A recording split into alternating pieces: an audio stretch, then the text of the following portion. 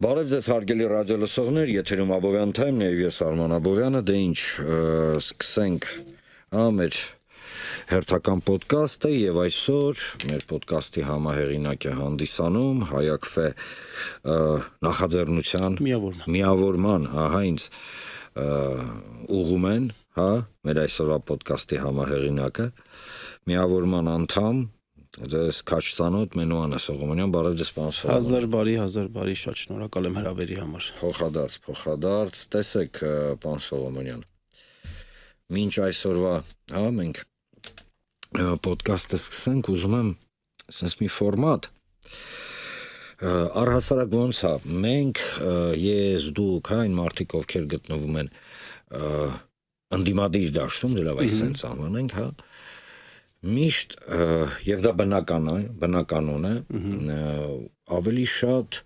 գիտեք քննադատական հայացքից ենք նայում իշխանության գործողություններին, ես հիմա չեմ ասում ճիշտ է, սխալ է, ոնց դա նորմալ է եւ հաշվի առնելով առհասարակ ստեղծված իրավիճակը, դա նորմալ է, դե լավ։ Բայց ես ուզում եմ, որ մենք մի քիչ, գիտեք, sense հերվիս նայենք սիտուացիային եւ փորձենք վերբացել պատճառահետևանքային երանգները։ Ոչ թե լոկ քննադատական խոսքի ներքո, այլ չոր վերլուծական, այսենց ասեմ։ Այսինքն, տեսեք, երբ որ Մենուան, ասում է, որ sense SS բաները սխալ է, օրինակ, չէ՞։ Մարդկանց մոտ նույնն էլ ես, իմ մոտ էլ է նույն խնդրեմը, մարդկանց մոտ ասում է դե Մենուան, Արմանն է, տղերքը ընդդիմադիր դաշտում են պիտի էտի ասեմ։ Եվ հաճախակի մեզ մոտ խնդիր է առաջանում իմաստային առումով պատճառահետևանքային այդ երանգները, հասցնել մարդկանց, եկեք համաձայնվենք, որ դա այդպես է։ Ես ավելի քան վստահ եմ, որ փողոցում ձեզ մարդիկ մոտենում են, այնպիսի տարական հարց կարող է տան, որ կարծես թե ինքը պետք է ինքնըստինքյա հասկանալի լինի, բայց մենք ստիպված ենք ասես մանրակրկիտ եւ մանր բացատրել։ Այսպես մի հատ փորձենք այս ֆորմատի մեջ, էլի։ Փորձենք իհարկե, որովհետեւ իրականում, այո, շատ ծանր վիճակ է միջազգային քաղաքականության մեջ, ընդհանուր առմամբ աշխարհում ինչ խնդիրներ կան, ինչ տեղաշարժեր են տեղի ունենում, հին կանոնները աշխարհի կայունության պահպանման այդ կանոնները եւ ուժերի այսպես կոչված փոխդասավորությունը, ռասկլադը, այդ ամեն ինչը փոխվել է դինամիկայի ու նոր խաղի կանոններ, նոր պայմաններ, իրար հետ նոր պայմանավորվածություններ դեռևս ձեռք չեն բերվել։ Այս վիճակում փոքր պետության համար արդեն իսկ խնդրեմ է սա, երբ որ ունես փոքր պետություն ու գտնվում ես ոչ թե ինչ որ տենց մի Գրենլանդիային մոտ, ասենք, տարածաշրջնած, այնտեղ էլ արդեն այնտեղ էլ արդեն շատ խառը վիճակ է, որտեղ ասենք, մի խոսքով շատ անհանգիստ տարածաշրջանում, որտեղ որ էներգետիկ ուրեմն հոսքերի ուղիներ են անցնում, արմատականություն կա, քրիստոնեություն կա, իսլամ կա, չգիտեմ, հազարումի այսպես բաներ կան, էլի։ Բան կիսամեռած նեոլիբերալիզմ կա, որը չգիտես ինչու ոմանց մոտ միջև հիմա, տենց ուղեցույցային աստղ է, չնայած մարդիկ կան մարդիկ քաղաքականության մեջ, հայկական քաղաքականության մեջ, որոնք անշրջելի տենց մնացել են 2010-ականների մեջ, տենց ինչ որ, տենց նեոլիբերալ հայացքների ներքո են եւ իսպար հրաժարում են ընդունել, որ օրինակ երկրագնդում մարդու իրավունքներ ասված չկա։ Ուղղակի չկա։ Կամ երբ որ բռնապետական, ասենց ասենք, կարգերը բավականին հանգիստ, առանց ոչ մի ինչ-որ վերապահումների, սիտուատիվ, ընդունվում է նույն այդ լիբերալ կամ նույն մարդասիրական ճակերտներում իհարկե, գաղափարախոսությունը տարածող պետությունների կողմից, մասնավորապես ԵՄ-ի կողմից։ Բայց հիմա եկեք մի հատ հասկանանք ներհայկական դաշտում ինչ է կատարվում եւ ներհայկական դաշտում կատարվածի, պատճառները եւ հետևանքները։ Դե իսկապես շատ առաջին հերթին շատ բարդ է հասկանալ ինչա տեղի ունենում աշխարհում, որովհետեւ շատ երևույթների մենք մենակ այսպես այսբերգի գագաթը կարող ենք տեսնել, տակի ամբողջ թաքնվածը չտեսնել ու մեր դիրքորոշումները գնահատականները կառուցենք դրանց վրա, մեր տեսածի վրա, մեր զգացածի վրա եւ դրանով ձևավորենք այն քաղաքական միջավայրը, որում որ այսօր գտնվում ենք։ Ինչա տեղի ունենում այսօր ներհայաստանյան իրականությունում։ Թարապես արտաքին ու ներքին քաղաքականությունները իրար շատ փոխկապակցված են, այսպես ասած, հա։ Եվ արտաքին քաղաքականությունը ոչ միայն են արտաքին իրողություններն են, այլ այդ արտաքին իրողությունների ինչպես ընկալելն է, դրանց ընկալման ձևը ու դրանց արձագանքելու կարողությունը եւ ինչ որ մենյուից ընտրությունը, այսպես ասենք, դուք ճիշտ նկատեցիք, որոշ մարդիկ դեռևս ոչ թե նույնիսկ 2010-ականների, այլև ավելի վաղ 2000-ականների սկզբի պատկերացումների մեջ են, որ այդպես այդ նեոլիբերալ կանոններն են գործում, բայց դրան զուգահեռ նաեւ ուրիշ ծայրահեղություն էլ ունենք։ Ունենք նաեւ մարդկանց խումբ, ովքեր որ մտածում են, որ օրինակ ասենք, չեն մտածում, որ օբյեկտիվորեն Ռուսաստանի ազդեցությունը տարածաշրջանում նվազել է, օրինակ։ Եվ նրանց դատողություններն էլ, օրինակ, ասենք, կառուցվում են նրա վրա, կարծես թե ոչինչ չի փոխվել, բայց իրականում են, որ ասում են ճշմարտությունը ինչ որ միտեղ մեջտեղում է, ու այս ճկուն միտքը, ճկունությունը շատ կարևոր է դա ունենալ, ու շատ կարևոր է հենց այս բազմաբարդ process-ի մեջ ներհայաստանյան, հատկապես ընդդիմադիր դաշտում կարողանալը համապատասխան դրսին այս իրողությունների համահունչ, այս մրցակցության համահունչ, համապատասխան առաջարկ ներկայացնել, որը Հայաստանի համար կլինի, ես չեմ ասում շահութաբեր, չեմ ասում այսպես լիովին հիմնված մեր շահերի նկատի ունեք աշխարհին։ Այո, աշխարհի առանձին պետությանը չէ ոչ։ Հա, որովհետև ամբողջ խնդիրը նրանումն է, որ ինչ ոնց կլինի մեր վիճակը, անգամ նաև ներքաղաքական տեղաշարժերը շատ հաճախ պայմանավորված են դրսի ուժային կենտրոնների ազդեցություններով։ Որ ավելի པարզ լինի, մենք պետք է յուրովի ներկայանանք արտաքին աշխարհին, ոչ թե Ռուսաստանին, Ամերիկային, Չինաստանին, Իրանին եւ այլն, հա, պետք է յուրովի ներկայանանք եւ այդ ներկայանալու պարագայում պետք է ինչ ադապտացվենք նոր աշխարհակարգին, թե ոչ թե ադապտացվենք, այլ ավելի շուտ sense մի կողմի քաշվենք, ասենք դե միջև մեծերանդե կռիվները անում են Ռուսաստան, Արևմուտք եւ այլն, մենք մեր աչքը քաշած մի կողմի sense քաշվենք։ Այո, ըստ ձեզ։ Չէ, իրականում շատ բարդ է այդ հարցին պատասխանելը, դա գլուխ գովալու բան չի։ Չկա որևէ այդպես մինչ այս պահը բոլոր ամբողջ սպեկտրի մեջ քաղաքական դաշտի այդ པարզ բանաձևումը ոչ ոք չի տվել։ Պարզ բանաձևումը ոչ ոք չի տվել։ Համենայն դեպս այս իրականության մեջ, այս արտաքին միջազգային անբարենպաստ իրականության մեջ, եթե դու ակտիվ չես խաղում, նշանակում է վերածվում ես կույրաղիքի։ Այսինքն քեզ պետքա կտրեն, հեռացնեն։ Իսկ ոնց ակտիվ խաղալ, ինչը առաջարկել։ Սա շատ բարդ հարց է, որպեսզի կարողանանք շատ կոնկրետ ձևերով դա ասել։ Բայց համենայն դեպս մի բովանդակության մասին թեև ես էլ կդժվարանամ ասել կոնկրետ, դա ինչա, որովհետև դա պահանջելու է տարբեր քաղաքական ուժերի, մասնագետների երկարատև այդպես խորհրդակցություններ, մի հատ պլատֆորմա պահանջելու, որտեղ որ գնա այդ քննարկումները եւ այդ առաջարկը ծնվի, այդ միտքը ծնվի եւ ձևավորվի, համենայն դեպս մի կարևոր բան կա, որ ինչքան էլ մի սկզբունք կա, որ պետքա պահպանվի, ինչքան էլ դրսում շատ վտանգավոր վիճակ լինի, ինչքան էլ մեր վրա ճնշումները շատանան, մեզնից բաներ պահանջեն, մենք այդ ամեն ինչին պատասխանելու հարցում ամենակարևոր բանը, որ պետք է ունենանք, միասնականություն ունենալն է։ Բաժանարար գծերը քչացնելն է, ոչ թե բաժանարար գծերը շատացնելն է։ Եթե դու կարողանում ես ներքին այդպես միահամուռություն, միախմբվածություն ունենալ, դու կկարողանաս ավելի հեշտ դիմակայել այդ մարտահրավերներին։ բայց ցավոք մենք ունենք իրավիճակ, որ այստեղ է քննադատության կարևոր հանգամանքներից մեկը, որ մեզանում մեր հայաստանյան ներսում բաժանարար գծերը գնալով ավելի շատանում են ու հաստանում են։ Հա տեսեք, այդ ընտրական Հայաստան process-ներ են գնում, առհասարակ ինձ մոտ տպավորություն է, որ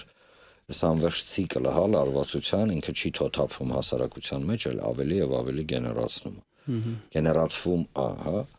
եւ այստեղ չեմ կարող չի հիշատակել, հա, այն գործընթացները, որոնք տեղի են ունենում անդիմադիր գործիչների հանդեպ, խոսքը գնում է ձերբակալությունների մասին, խոսքը գնում է այն գործընթացների, որոնք ըստ էության, հա, Հայաստանի նորագույն պատմության մեջ նույնիսկ ամենամոտ ու ցուրտ տարիներին չեն եղել, խոսքը գնում է օրինակ Գագիկ Ծառուկյանի, խոսքը գնում է Անդրանիկ Թևանյանի, Արեգնաս Մանուկյանի, Ավետիք Չալաբյանի, կարող եմ, հա, եւ հարյուրավոր մարդկանց։ Հա տեսեք, ես չեմ հիմա խորանում այն դիրքորոշմանը, որը ըստ էության, հա, որդեգրել են թե ընդդիմությունը, թե իշխանությունը։ Ես ուզում եմ հասկանամ ընդհանուր տրամաբանությունը, դե լավ է, լարվածությունը, որը կա, հետընտրական լարվածություն, զարմանալի լարվածություն։ Ես իրականում իշխաների իշխանությունը չսիրեմ, ես չեմ հասկանում էլ այդ լարվածության իմաստը որն է, որովհետև ինքը ըստ էության, որքան հա մարդկանց հասարակության նախապում, նույնքան խփում է իշխանությանը։ Ոչ մի իշխանություն չի ուզենա, որ լարվածություն լինի երկրում, իսկ լարվածությունը կա, ակնհայտ է դա։ Թող ոչ մեկ չխափնվի այդ sense անհոգ քայլող մարդկանց փողոցներում, չգիտեմ, Վարդավառի տոնին եւ այլն, կա այդ լարվածությունը, ինքը փողոցներում ուղղակի օդի մեջ կախված է։ Հիմա ինչա կատարում, ինչի համար այս ամենը։ Երկու օր առաջ իմ գործընկերներից մեկը, որ հաճախ է երթևեկում հանրային տրանսպորտով, ավտոբուսով, ասում է, որ մի քանի տարի առաջվա համեմատությամբ ես այսօր ավտոբուսներում անընդհատ եմ տեսնում լարվածություն մարդկանց մեջ։ Իրար հետ վեճի բռնվել, կոնֆլիկտային իրավիճակներ ստեղծել։ Իսկապես շատ վատ վիճակում ենք մենք գտնվում այդ տեսանկյունից։ Քաղաքական միավորների միջև լարվածությունը, ընդհանուր քաղաքական լարվածությունը կենցաղայնացվել է նաև, իջել է սովորական մարդկանց, հասարակ մարդկանց միջև հարաբերությունների մակարդակ։ Ես կարծում եմ, որ խնդիրը նախ եւ առաջ այդ լարվածության մասին քիչ խոսենք, հետո հասկանանք, բա ինչի է իշխանության կողմից այդ ամեն ինչը շարունակվում։ Նրա մեջ է, որ շատ մեծ անարդարության զգացում կա։ Շատ մեծ անարդարության զգացում կա եւ հետընտրական, այսինքն ընտրությունների հետ կապված այն ինչ որ տեղի ունեցավ, այդ անարդարությունը այդպես շատ շռնդալից ապտակի ձևով խփեց մեր բոլորի երեսին, բոլորն էլ հասկանում են, անկախ նրանից իշխանական են թե ընդդիմադիր են, բոլորն էլ հասկանում են, որ շատ անարդար բան է տեղի ունեցել։ Չես կարող ֆորմալ առումով 49% հավաքել, բայց 65%-ի մանդատ ունել։ Չես կարող դու ընտրական շեմը հաղթահարած ուժին վերցնել ֆոկուսի ձևով, որը որ բոլորը այդպես հասկացան, այդ ֆոկուսը ոչ թե ֆոկուս եղավ, այլ ուղղակի բոլորը տեսան թե ինչ տեղի ունեցավ, վերցնել այդ ուժի մանդատները դնել քո գրպանը ու ձևավորել սահմանադրական մեծամասնություն, հետո էլ փոխել, ասենք, օրինակ հանրաքվեի մասին օրենքը, հանրաքվեի դրվող հարցերը սահմանադրական չէ մեծամասնություն, չէ ռասկլադը։ Սահմանադրական մեծամասնություն մեր սահմանադրությունն այնպեսին է, որ ոչ ոք չի ունենում։ Այսինքն 2/3-ից ավելին պաշտոնապես հնարավոր չի ունենալ, եթե այլ պատգամավորների դու չես բերում քո դաշտ։ Բայց հիմա կարող են օրինակ, եթե նպատակը լինի Ալիևյան սահմանադրությունը անցկացնելը, այսօր սահմանադրության փոփոխությունը կամ ընդհանրապես հանրաքվեի դրվող հարցը պետք է ազգային ժողովի առնվազն 2/3-ի համաձայնությունը լինի։ Հիմա կփոխեն հանրաքվեի մասին օրենքում այդ դրույթը, կդարձնեն 2/3-ը, կդարձնեն 3/5։ Բարդ չի դա իրականացնելը եւ կդնեն այն ինչ որ ուզում են։ Հիմա հասկանանք թե ինչի է իշխանությունը պահում այս լարվածությունը։ Ինքը այլ կերպ էլ չի կարող, քան այս ամեն ինչը անել։ Ինքը ունի, որովհետեւ որոշակի պարտավորվածություններ, այդ պարտավորվածությունների մասին շատերս ենք խոսել, այդ պարտավորվածությունները կարող են վերաբերվել թե այսպես կոչված անկլավներին, որովհետև երբեք այդպեսին չեն եղել, այո, չենք ունեցել, դրանք հանձնելուն միջանցքային տրամաբանությանը եւ ի վերջո սահմանադրության փոփոխություններին, այսինքն արժևում դեռևս կան զիջելու բաներ, կան դրանց նաեւ դիմադրություն։ Եվ պետք է ուրեմն ցույց տալ, որ իրավիճակի տերը ես եմ, ամեն ձևով կարող եմ դիմադրության այդ օջախները լրացնել, խեղդել եւ արվում է այն ինչ որ արվում է Հայաստանում, անցում է կատարվում ավտորիտարիզմից դեպի բռնապետություն։ Տեսեք, այն իրավիճակը, որ այսօր ձևավորվել է Հայաստանում, ինքը իրականում մտահոգիչ է, որովհետև մենք այսօր ունենք ակնհայտորեն, չնայած դա միշտ ասելով վերջին, նվազագույնը 7 տարվա ընթացքում այդ ջրբաժանների խորացումը ինքը շարունակական process էր եւ դա կար։ Եվ ես դες հետ միանգամայն համաձայն եմ, որ վերջին գործընթացների ներքո այդ ջրբաժանները ոչ թե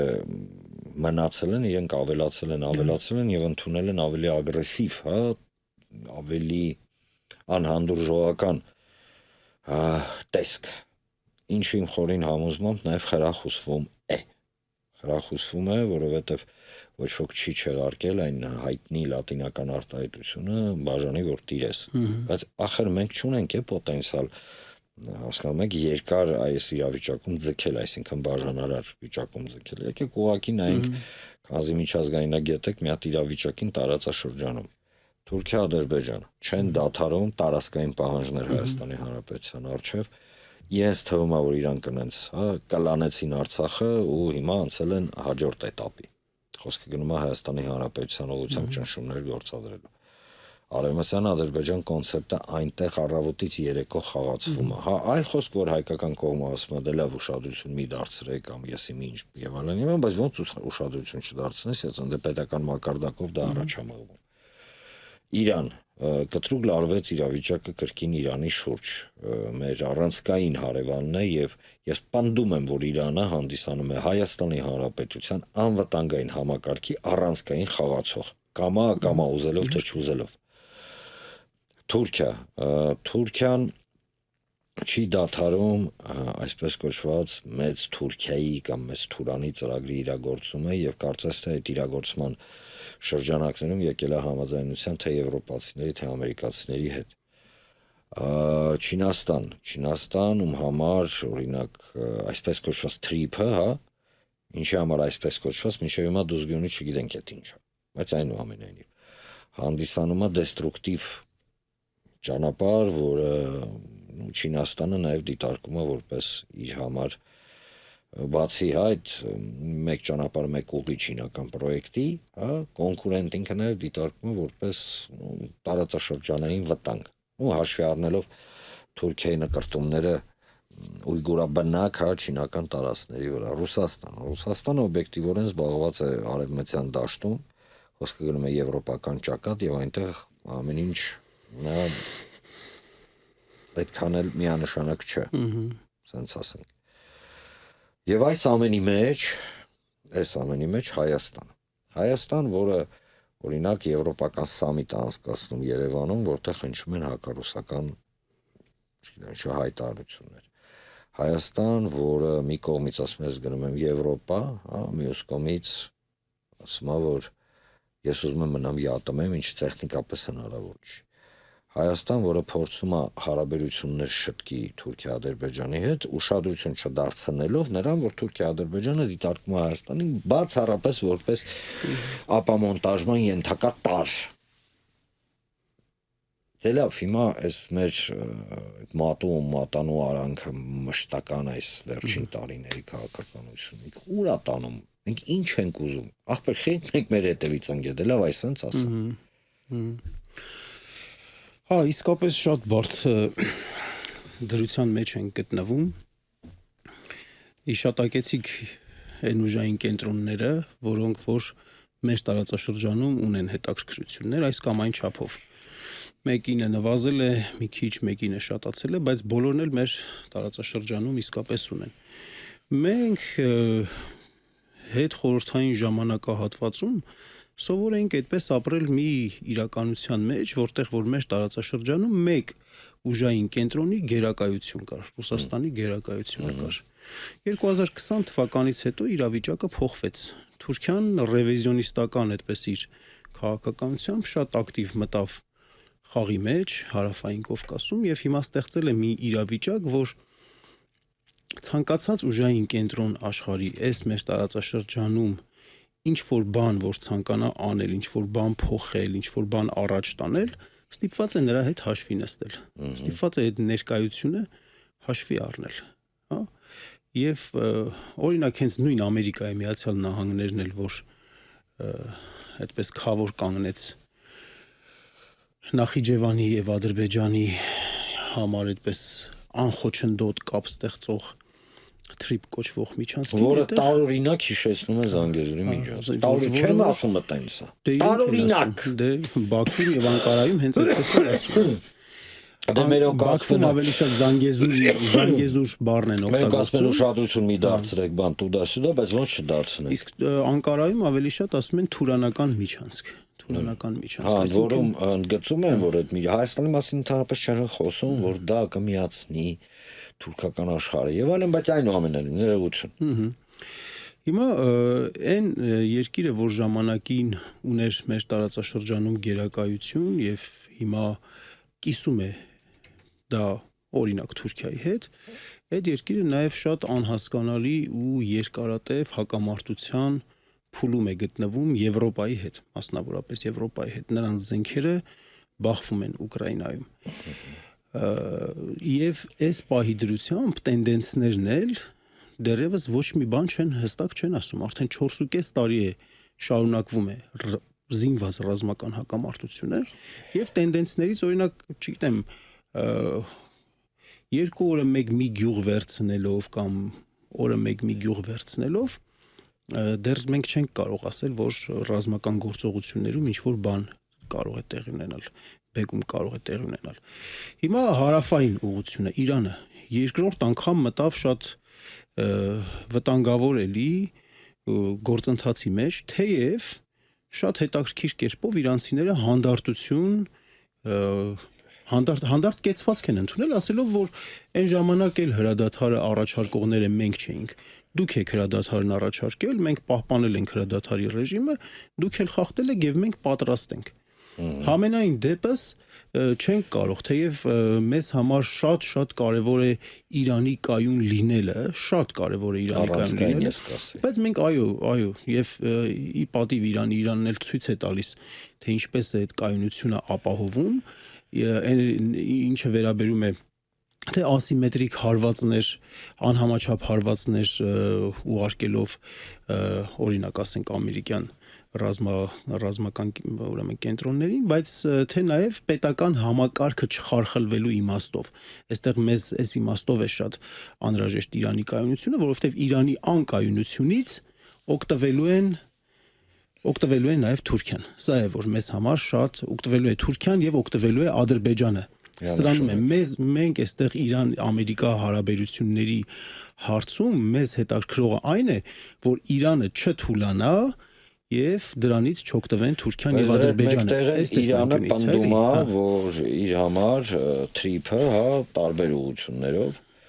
ինքը բավականին կասկածելի պրոյեկտ է եւ այդ պրոյեկտի շրջանակներում Իրանը պետք է նվազագույնը դերակատարություն ունենա։ Մի խոսքով լավ աշխով չեն նայում, բայց այստեղ ինչ անենք։ Դե օտարերկրյա ներկայությունը նույնիսկ Ալի Խամենեիի հուղարկավորության այդ արարողության ժամանակ էլ, երբ որ հայկական կողմից դելեգացիա էր գնացել այնտեղ, էլի հանդիպման խոսքի մեջ այդ հանգամանքը նորից ու նորից նշվում է, որ երրորդ կողմի ներկայություն մեր տարածաշրջանում Իրանի համար ուրեմն ընդունելի չի դառնում։ Հիմա այսինքն մենք ինչ ենք տեսնում այսպես ամփոփելով, մենք տեսնում ենք, որ դեռևս մեզ սպասվում է նյարդային ու շատ երկարատև հակամարտող տարածաշրջան։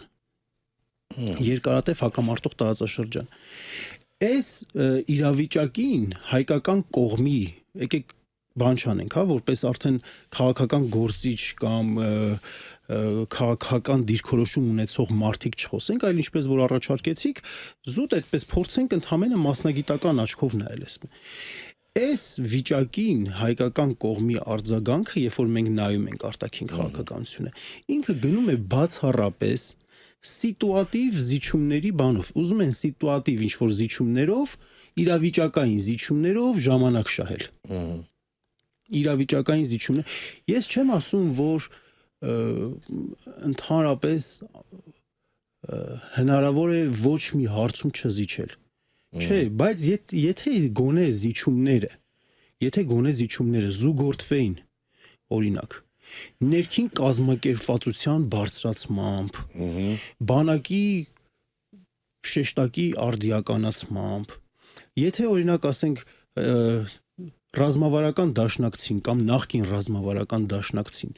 դու հեռացնում ես,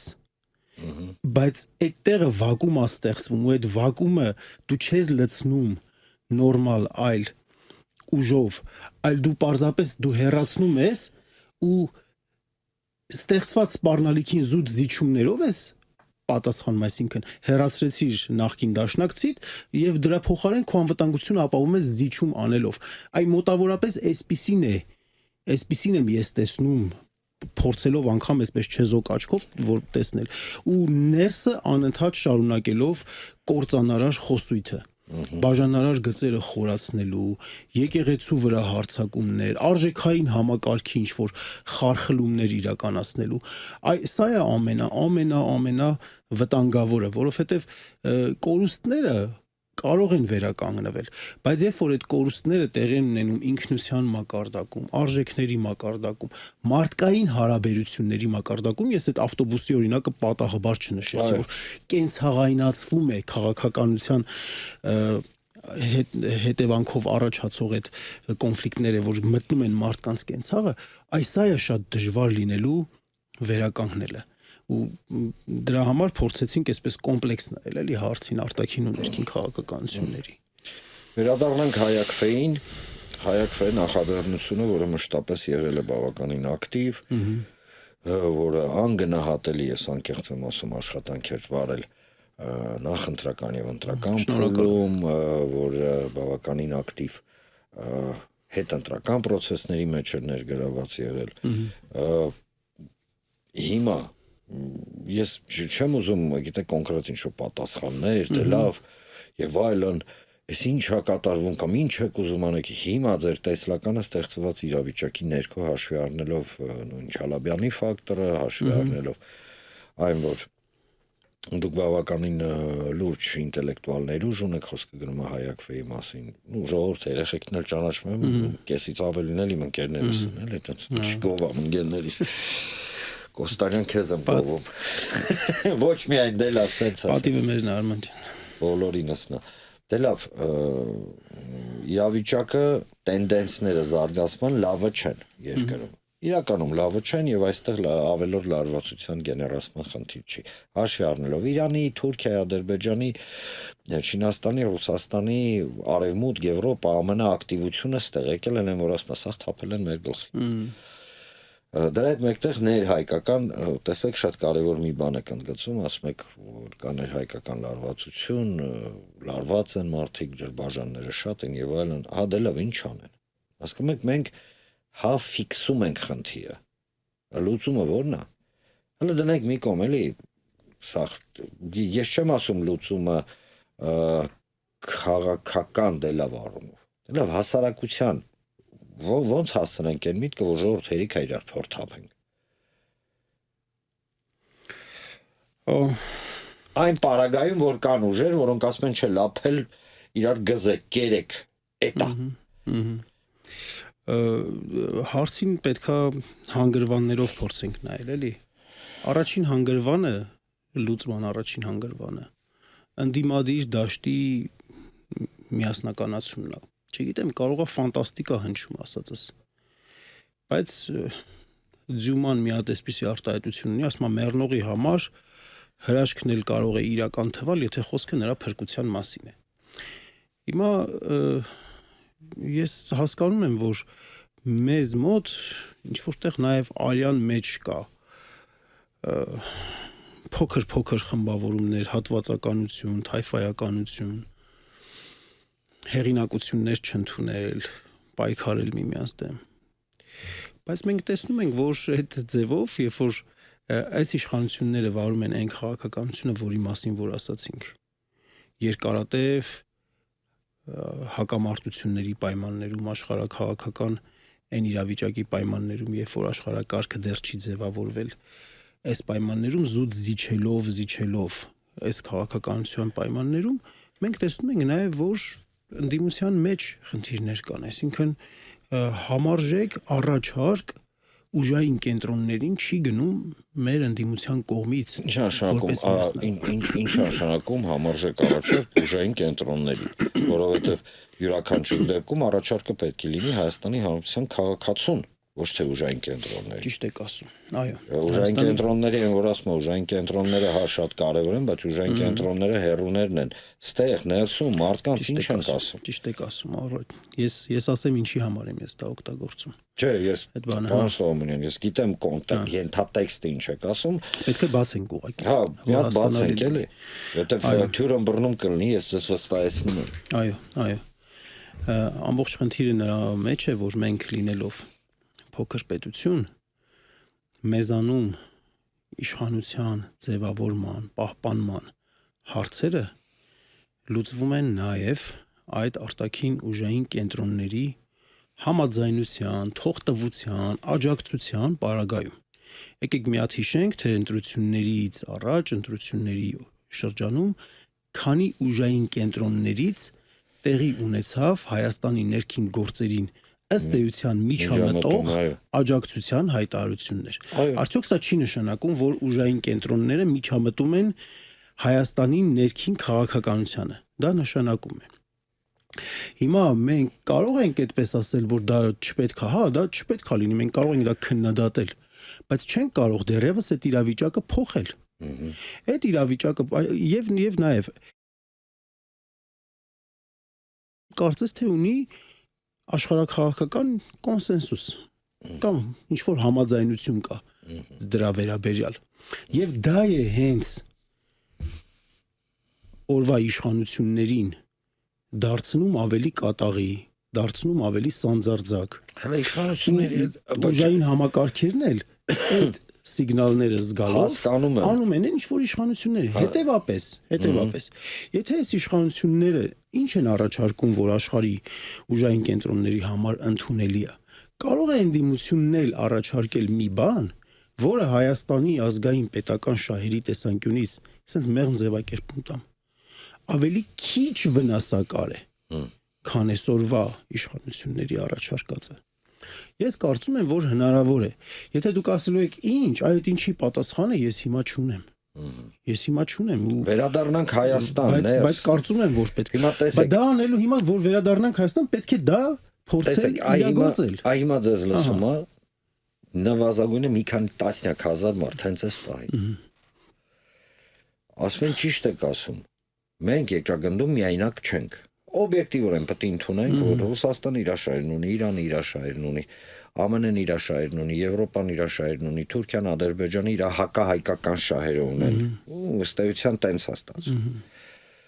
Մեր շահերը պարզ է, որ ոչ մի պարագայում դա մեր շահերից է բխում։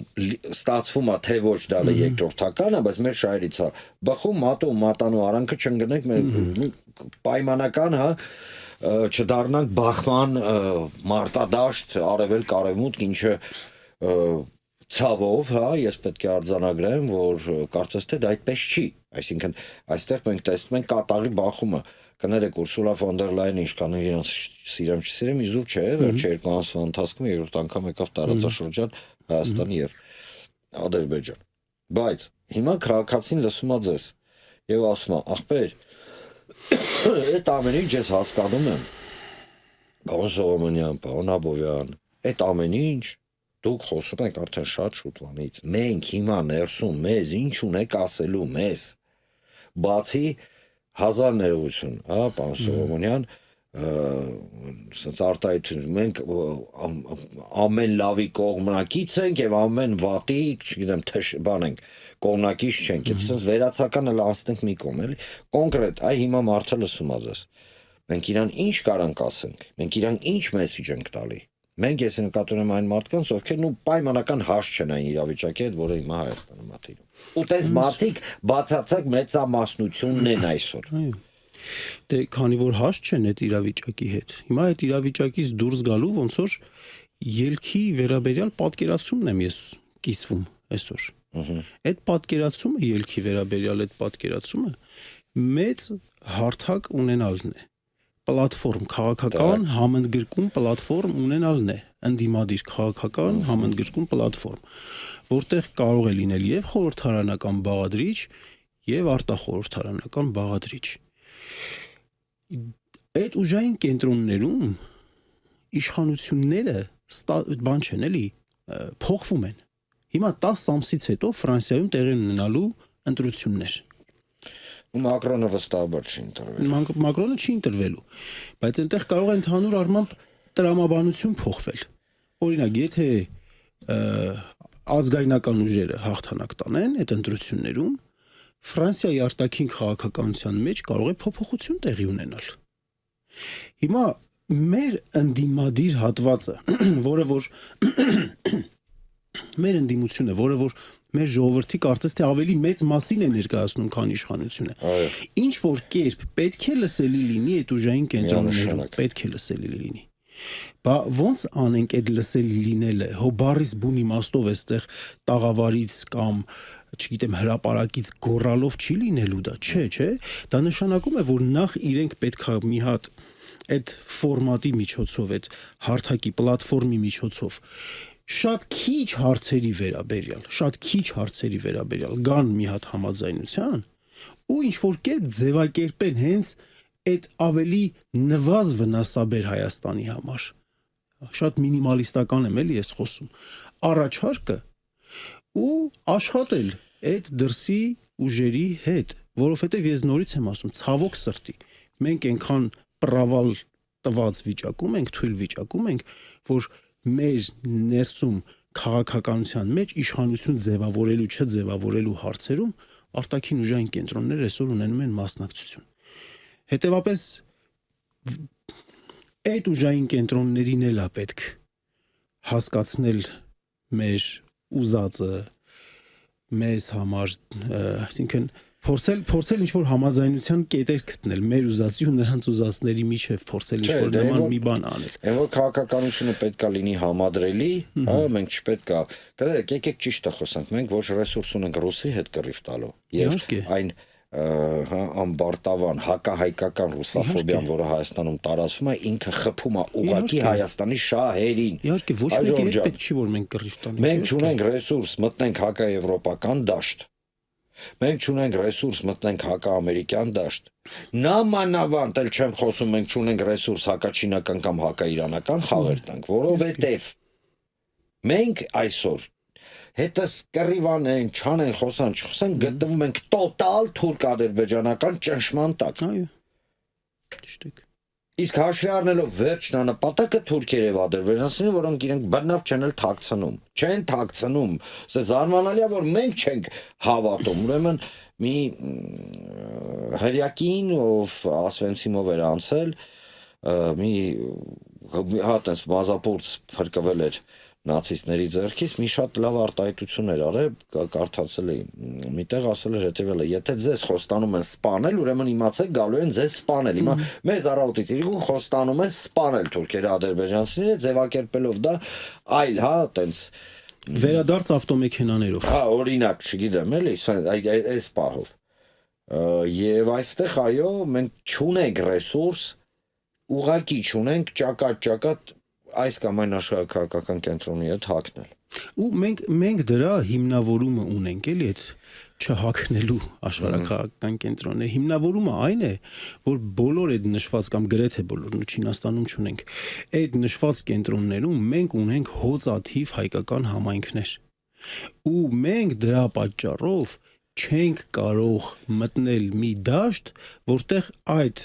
կենտրոնները իրար հետ հակամարտում են, մենք մեզանով չպետք է բորբոքենք այդ հակամարտությունը։ Հոցաթիվ հայկական համայնքների գոյությունը այդ են հիմնավորման բաներից մեկն է, լեզուներից մեկն է, որով որ մենք պետք է փորձենք ապահովել իրար հետ երբեմն հակամարտող, բայց նաև երբեմն իրար հետ հարաբերությունների կետեր փնտրող տարբեր ուժային կենտրոնների միջև այդ հարաբերությունները համադրելու համար։ Շնորհակալություն, այսպիսի դասական, գիտական ինչու ոչ, զրույց ստացվեց այսօր Աբովյան Time podcast-ի ընթացքում։ Գիտեք, իրականում ես համաձայն եմ NOI-ի հետ, որ մենք պարզապես խորությունը խնդրի չենք ուզում տեսնենք, էլի ժողովուրդ չենք ուզում տեսնենք, դա ներհայկական այդ համատարած ատելությունն է, խոսքերը պետք է իր լեզվով ասել, եւ այդ ատելությունը, որը արհեստականորեն գեներացվում է, ինքը քաքսկեղի պես խժռում է երկիրը ներսից։ Եվ սա թերևս ամենամեծ վտանգներից մեկն է։ Հիմա հարց տվեք ձեզ, ումա ձեռնտու, որ մենք չմիավորվենք, ընդ որում առանց ինչ-որ քաղաքական հայացքների, պարզապես մի օրգանիզմ չլինենք, ումա ձեռնտու, այբ որ այդ պատասխանը կստանաք արդեն ելքերի, տեսլականը։ Շնորհակալություն պարոն Սողոմոնյան, շնորհակալություն հրավերի համար։ Միշտ պատրաստ, գիտեք, տաղավարը Աբովյան Time-ի միշտ ձեր առջև պատրաստ։ Շնորհակալ։ Իր դռները բացել, եթերում Աբովյան Time-ն էր եւ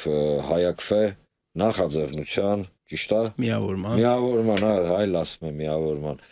Բայց կուսակցությունն էր, չէ՞, ոնց որ ձևավորել։ Վերանվանվել էր կուսակցություն, որ մեր օրբիտայում գտնվող կուսակցություն։ В общем, Հայակֆեի կարկառուն դեմքերից մեկը Մենուան Սողոմոնյան, միջազգայնագետ։ Շնորհակալություն պարոն Սողոմոնյան, եւ ես Արման Աբովյանը, դե ինչ ժողովուրդ ջան, կհանդիպենք վաղը եւ կփորձենք արդեն ավելի, որտեղ վաղը մեր հյուրը ավելի ռեալ պոլիտիկի հետ, ասենց մատներով շոշափող մարդ։